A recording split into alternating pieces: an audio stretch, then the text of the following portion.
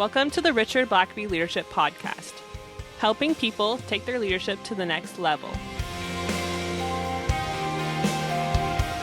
Brought to you by Blackaby Ministries International.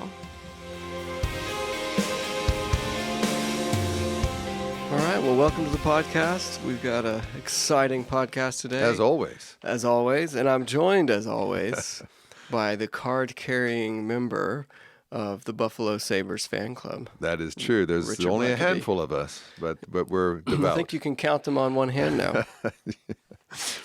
The preseason just started. And we're undefeated so far. Yeah. What is it, 2 games deep? Two games, 2 wins. And, of course, those games don't really matter, and we're experts at winning games that don't matter. That's good. Yeah. Well, that's, everyone has their gifts. You know, it's a new year. It's a new season. And there's new set of hope. Is this a building year for the Sabres? Yes, it's been a building decade, actually, but we're expecting progress this year. We're building dynasty. Yeah, dynasties are not built overnight. Those of you that don't know, I've been a lifelong Buffalo Sabres sufferer / fan, but their year is coming. Yes. I've said that for over 40 years now, but it's closer than it was 40 years ago. That's true. Yeah, so hope springs eternal. Well, on that high note, Yeah. let's dive in. This week we're talking about change. Mm-hmm. Change is all around us. Everyone has to change eventually, but it's hard. Mm-hmm. And you and your father dedicated an entire chapter on change, and whole books have been written about leading change. So why is change so hard, and why did you even write this chapter on it? Well, if our listeners are familiar with the original version of our book, Spiritual Leadership, we didn't have a chapter on change in the original. But 10 years later, when we did a revision, we had spoken all around the world on leadership. We'd coached a lot of leaders, and over and over again, we saw that change was the Waterloo for a lot of leaders. You come to a new job, a new position, and you have a honeymoon period, and it's kind of exciting, and people are glad to have a new leader coming in until you try to change something. And then when you start to change something, that usually marks the end of the honeymoon, because people are very interesting. As you said, they're surrounded by change. Change they know is inevitable, but change is very painful. And one of the most difficult things a leader will ever do is change and the organization in some way from what it's been like to what it needs to be. Right, and so why do people resist change? Like, why is that such a hard thing to accept or embrace?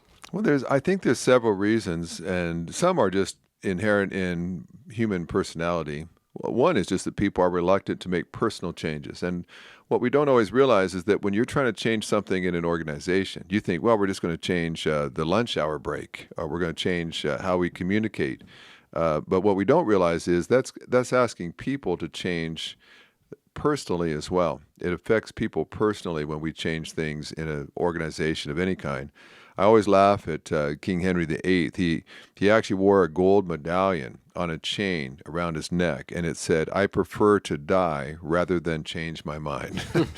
I think a lot of people could wear that same medallion. There's sure. His daughter, Queen Elizabeth, she was famous for saying, "Her Majesty loveth peace. Next, she loveth not change." And I think for a lot of folks, that's true. If we could change the organization without changing what we do, then that would be fine. Yeah. But if we say, okay, we're going to change the work environment now, we're not going to have individual offices, we're going to work in a shared open space.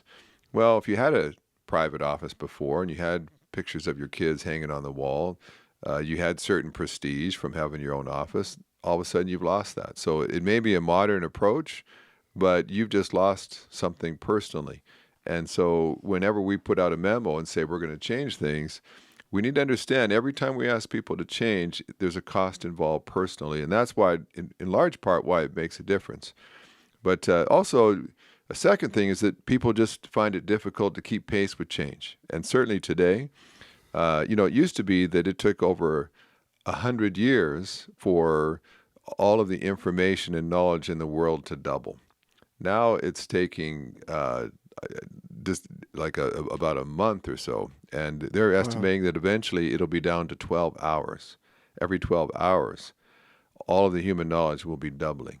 And so anyone who's just tried to keep up with the latest iPhone will realize that, or the latest software for their, the word processor.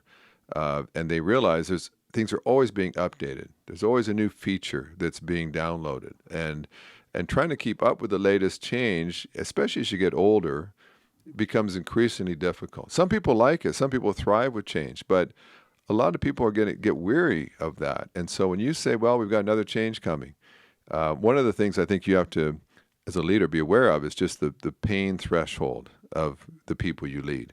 And there's a certain pain involved with change, and you can only let them experience so much pain until you need to give them a break. Yeah. And some leaders make a mistake. They just pile on one change after another, and it's sort of a feather in their leadership cap because they're changing so many things.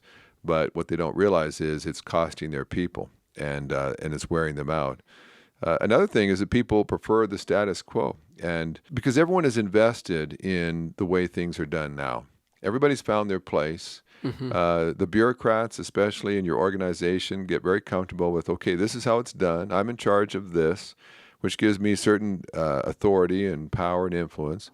But if we change how things are done, then I may not be in charge of as much. I may not have as many people answer to me. I may not manage as much budget. I may have to go back and learn a bunch of stuff. Right now, I'm the expert. But if we change the system, use a new software program, I won't be the expert anymore. And so for a lot of people, they just rather keep it the same. And the reality is that for a lot of us, what we don't know is scary. Even if what we don't know is better, we just prefer what we do know. And so a lot of folks just say, well, this is good enough.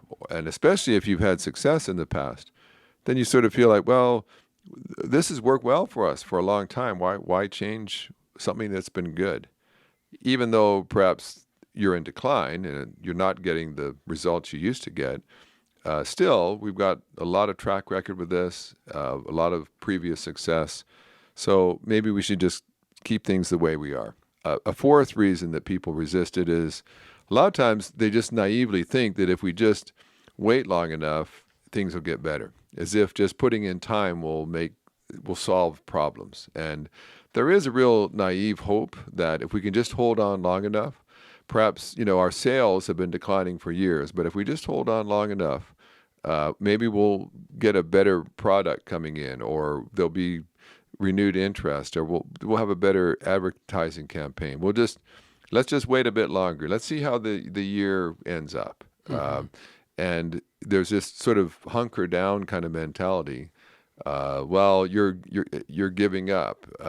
In a sense, you're giving up on what we have been doing, and I'm still convinced it'll work in time. People will eventually come to see things our way. And some folks just they wait too long, and you literally can see an organization's sales and productivity declining, and you think at some point before you hit rock bottom, it's time to bail out. But there are some who naively, right to the very end, are going down with the Titanic, saying, "I think we can steer this thing around," and they don't want to make a change.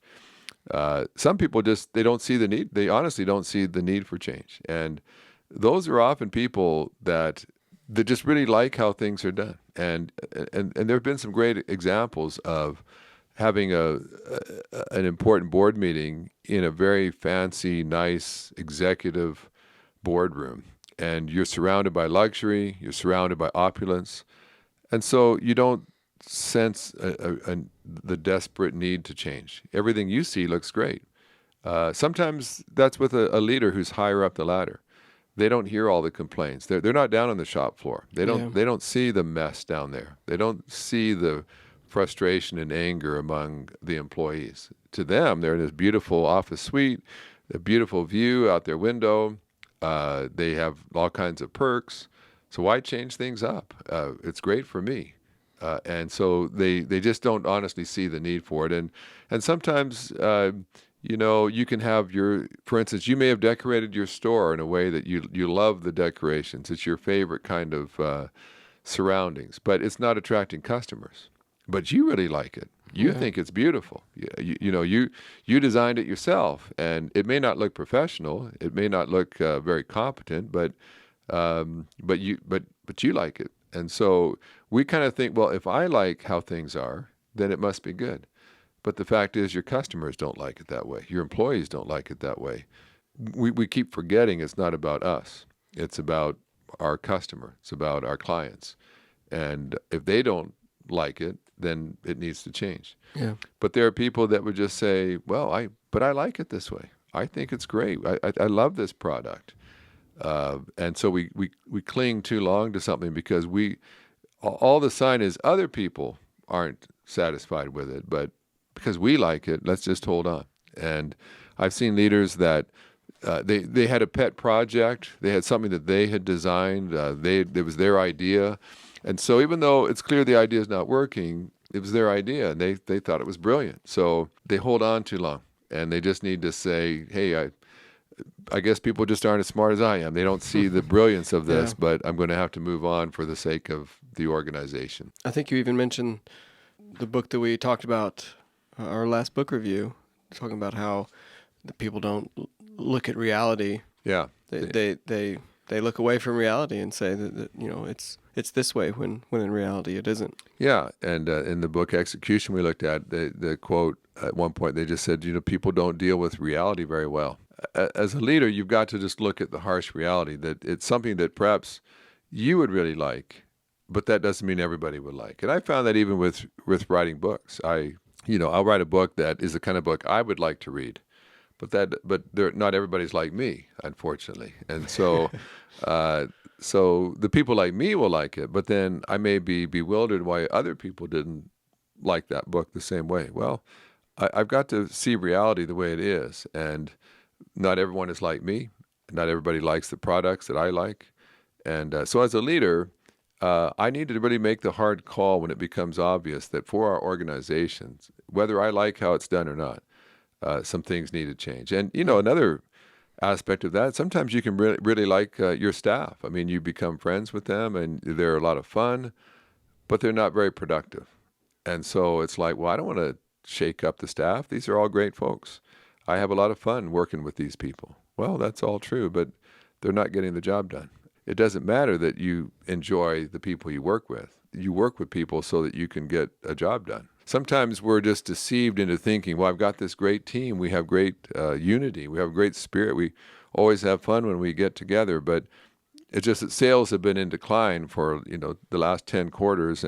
But other than that, we things are great. And the last one is just sometimes just change just seems too difficult. I know a lot of folks who they know that things need to change, but when they think of what it would cost, what it will take, they just think it would be great if we could do that, but it would just take too much effort. It would cost too much.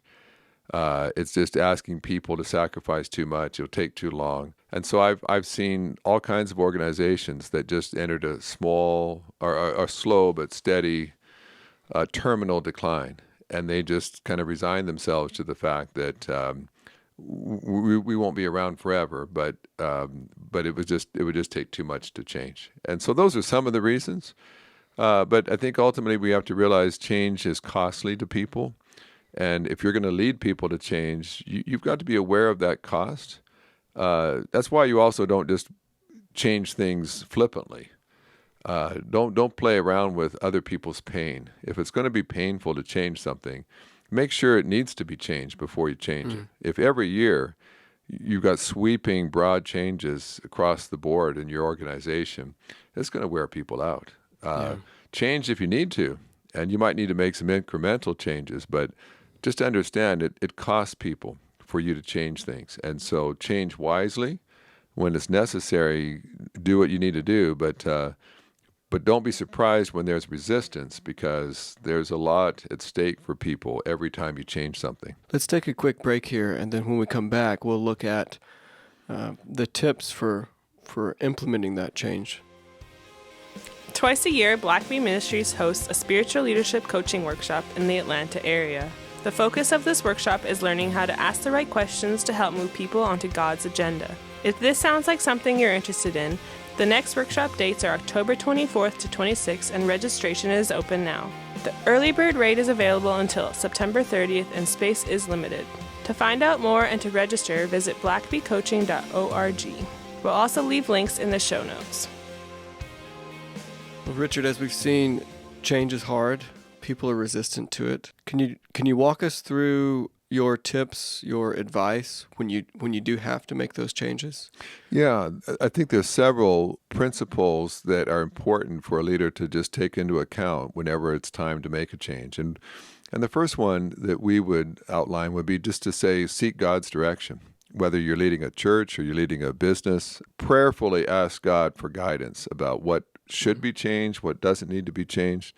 And the reason we encourage people to seek God's guidance is because we can easily begin to be a bit self-centered about change. We want to change things that benefits us. I've known various leaders over time.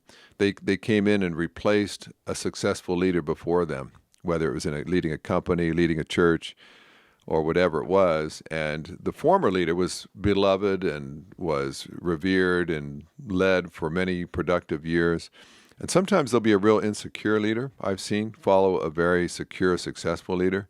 That's always a bad combination. And I actually have known some leaders that when they followed a widely respected leader, that they felt threatened by their predecessor. And so what they did was they wanted to change everything so that it didn't remind them of the person that came before them. So I've literally known people that completely redesigned the office because the former CEO had designed the original office.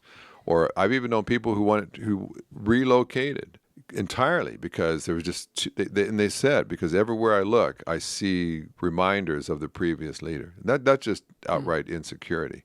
And so sometimes we can be led to make changes because for the wrong reasons.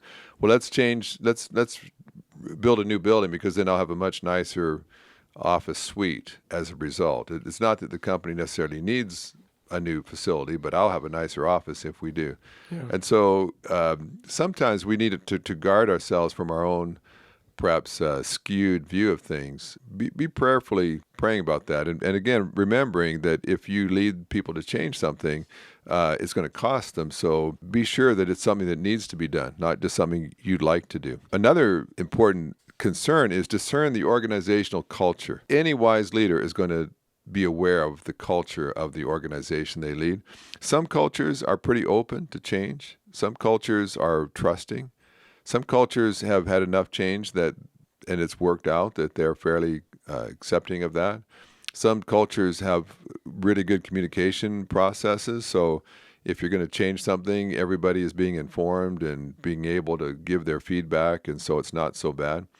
But other cultures are very resistant to change. And if you've had an organization that over the last 4 or 5 years has had kind of revolving door of leaders that would change a bunch of things and then they'd be out, and a new leader would come in and change everything and then be out.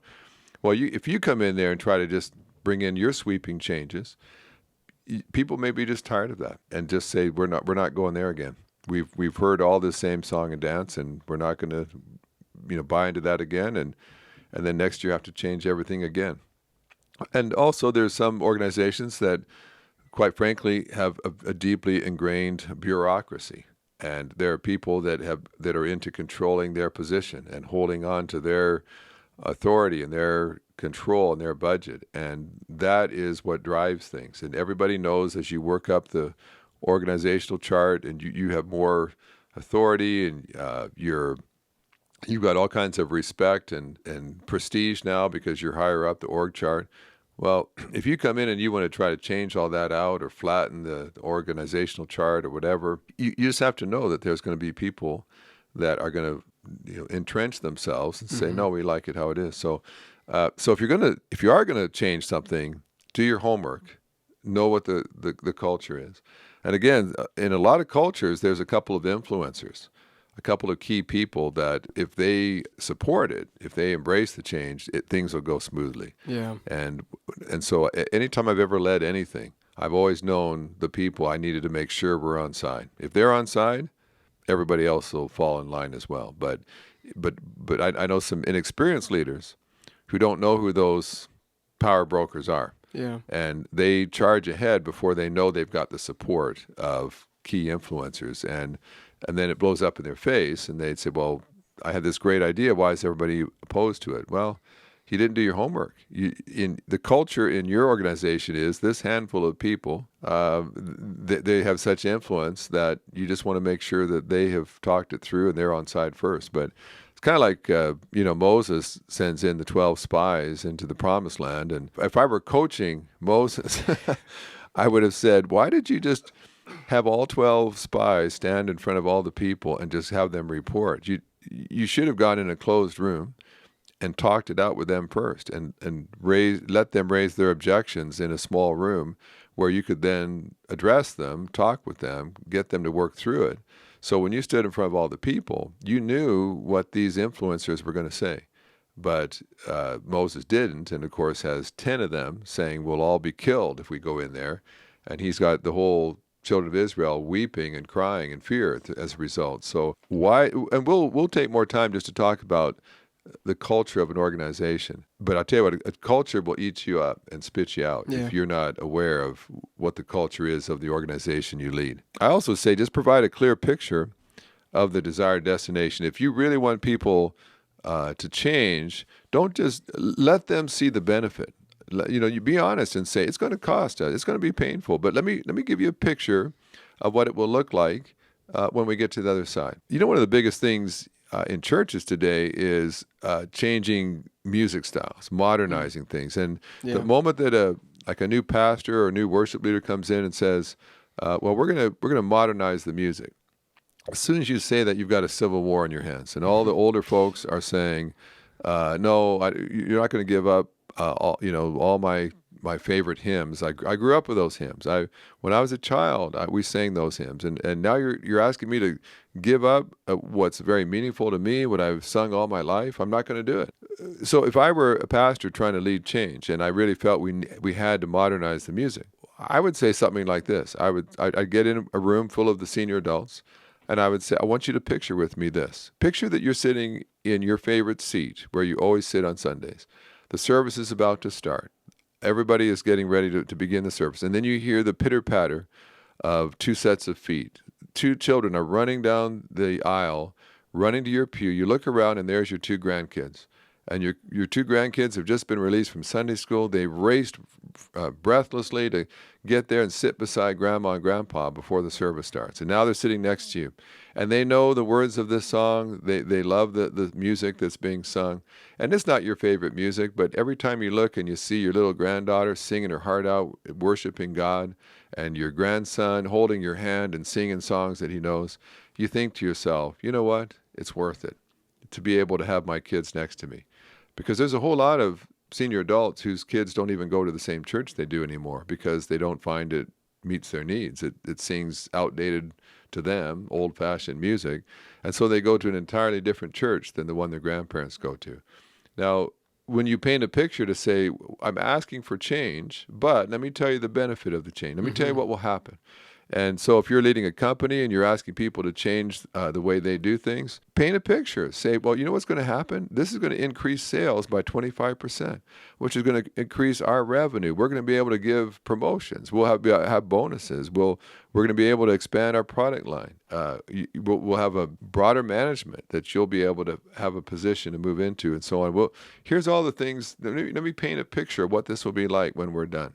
Or if you've got to build a new building, describe what that building will be like, how it'll be so much better, how it'll be so much more high-tech and easier to get your work done.